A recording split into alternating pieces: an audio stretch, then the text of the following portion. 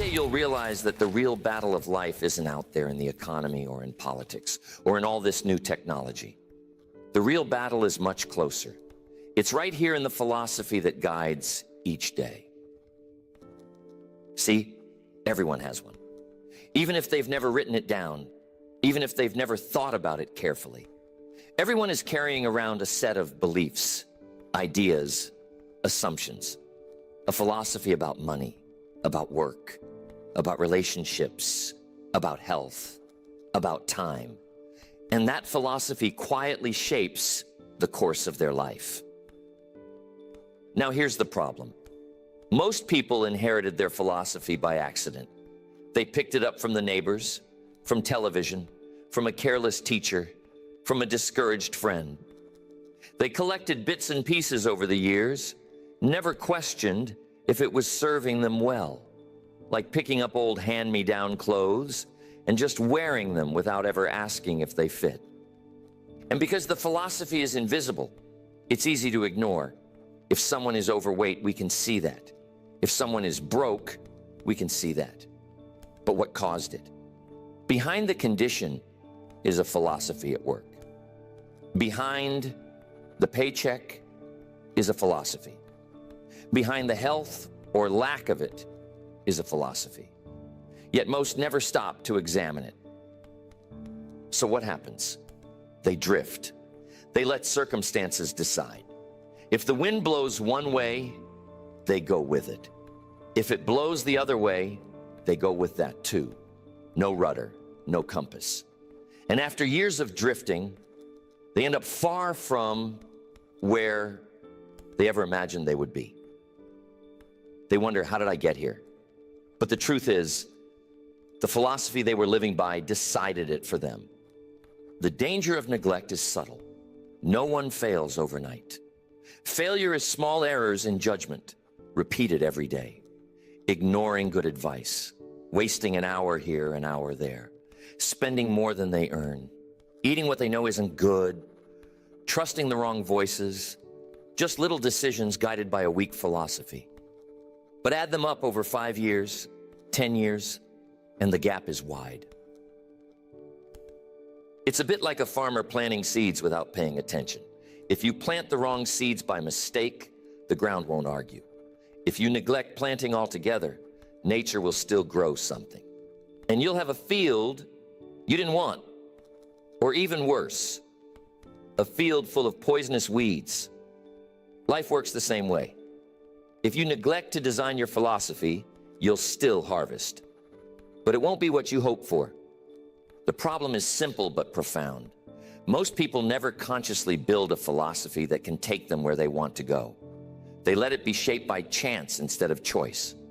And that is why they wake up frustrated, year after year, wondering why progress seems so slow, why opportunities seem to slip by, why the results don't match the effort.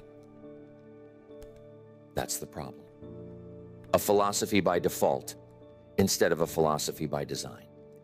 If the problem is drifting on a philosophy by default, then what's the alternative? It's to build one by design. To sit down and consciously decide what ideas you will live by, what rules you will play by, what principles will govern your choices. That's the flip side. On one side is neglect, letting chance and circumstance shape your thinking. On the other side is intention, choosing a philosophy strong enough to carry you to where you want to go. See, a sound personal philosophy is like a set of blueprints. Imagine a builder who shows up to the site without a plan. He's got bricks, he's got lumber, he's got tools, but no design. What will the house look like? The answer is, it will look like a mess. He'll build one wall here, another wall there, tear something down, try again, and never really create what he wanted. That's how most people live their lives. Plenty of effort, but no clear design. Now, what about the builder who studies a set of blueprints? Every wall, every window, every door has been thought through ahead of time. When he picks up a hammer, he knows why. The effort is the same, but the results are completely different. That's what happens when you build a personal philosophy by choice. The actions are deliberate, the habits are intentional, and the long-term results are predictable. A strong philosophy says, work harder on yourself than you do on your job. It says, don't wish it were easier, wish you were better. It says, success isn't something you chase, it's something you attract by the person you become. That kind of philosophy changes everything. Instead of drifting with the wind, you set the sail. The wind is the same for all of us. The economy is the same. Taxes are the same. Opportunities rise and fall. But the difference is, some people adjust their sails and some just drift. The ones who adjust, those are the ones who took time to build a philosophy that says, no matter what the wind does, I'll find a way to get where I'm going. It's a choice. You can choose to design your philosophy around principles that work. You can choose ideas that have stood the test of time. You can choose discipline over neglect, responsibility over excuses, growth over stagnation. And when you do, you'll see life respond differently. Not right away, but inevitably. The alternative is clear. A philosophy by default produces frustration, regret, and wasted potential. A philosophy by design produces clarity, progress, and eventual success. One road leads to disappointment, the other leads to fulfillment. The difference is not in how smart you are, or where you were born, or who your parents were. The difference is in the set of ideas you decide to live by. That is the alternative. Drift or design, default or choice, neglect or discipline. And every day, whether you know it or not, you are moving down one of those roads. Throughout my years of speaking on the subject of personal development and philosophy, I've seen so many examples that prove over and over again that your results rely heavily on how you build your personal philosophy. I once knew a man who worked hard every day. He punched the clock faithfully, never late, never missing a shift. But his philosophy was this: if I just keep showing up, things will somehow get better. That's all he believed. He didn't study after work, didn't learn new skills, didn't save much. He thought loyalty and time alone would guarantee advancement. 20 years later, he was still in the same position, earning the same pay, frustrated and bitter. His philosophy was effort is enough, but life doesn't pay for effort. It pays for results. His philosophy betrayed him. Now, around that same time, I met a young woman who decided early that she would not just work at her job, she would work on herself. She read a book every month. She asked questions, sought mentors, took notes. She saved 10% of every paycheck, no matter how small. Her philosophy was, if I grow, my income will grow with me. If I discipline myself, my future will reward me. 10 years later, she had advanced 3 times in her company, started her own small side business, and had more options than she ever dreamed. Her philosophy worked for her instead of against her. I'm telling you, there was a man who once told me, money is the root of all evil. That was his philosophy. So what did he do? He pushed money away. He never saved, never invested, never learned. And of course, he stayed broke. Now, what would happen if he realized that money could be a tool?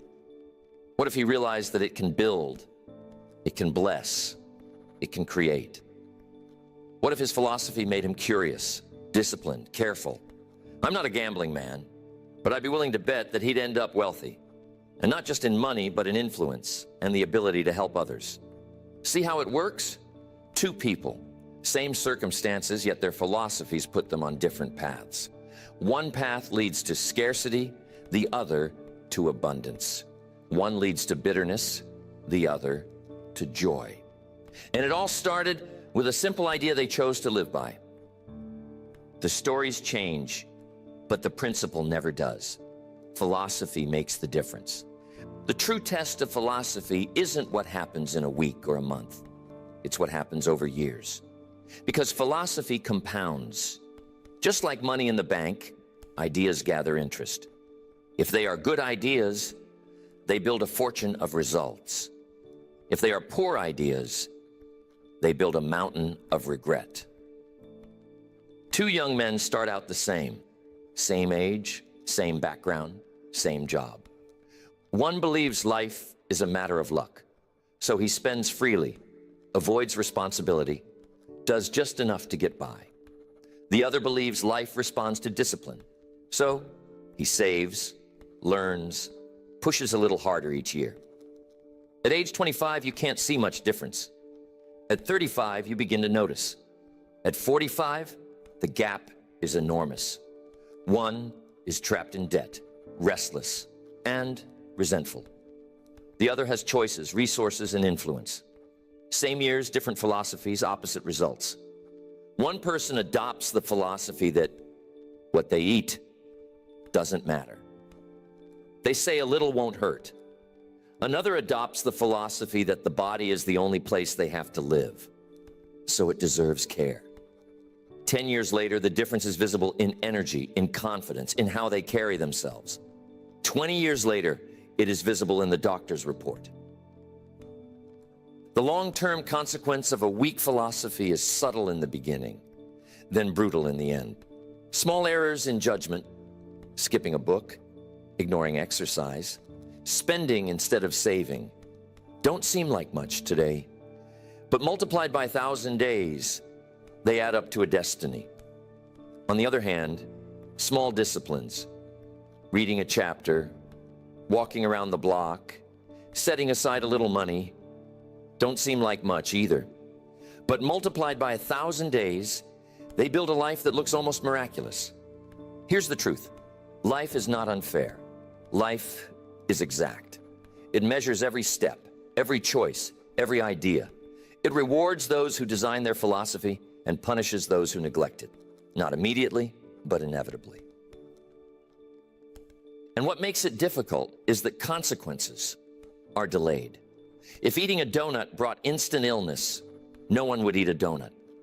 If skipping a book robbed your wallet tomorrow, you'd never miss a book. But because the price is paid years later, people assume there is no connection. That's the trap. The connection is always there. The results always arrive. So when you see someone successful, don't just look at their bank account or their lifestyle. Look at the philosophy that built it. And when you see someone struggling, don't just look at their circumstances. Look at the philosophy that allowed it. Because the truth is, we all live with the harvest of the seeds we plant, whether planted on purpose or by neglect. The long-term consequences are simple to state. A philosophy by default leads to regret. A philosophy by design leads to reward. And the years will make that contrast crystal clear. So the choice now rests with each of us. Will it be a philosophy by chance or a philosophy by choice? That's the invitation. Because no one escapes philosophy. The only question is whether yours will serve you or betray you. Think of it this way. Every day you step onto a path. That path is guided by the ideas you carry. If your ideas say, it doesn't matter, then you drift. If your ideas say, I'll take responsibility, then you climb. Same day, same hours, but different destination. And the best time to choose is now. Not next year, not someday. Not when things get easier. Because later only multiplies the drift. Now is the time to sit quietly and ask, what do I believe about work, about money, about health, about time, about relationships? And do those beliefs serve me? Or are they quietly working against me? That's the beginning of design. You don't need to throw everything away. You just need to examine it. Some of your ideas are strong. Keep them. Some are weak.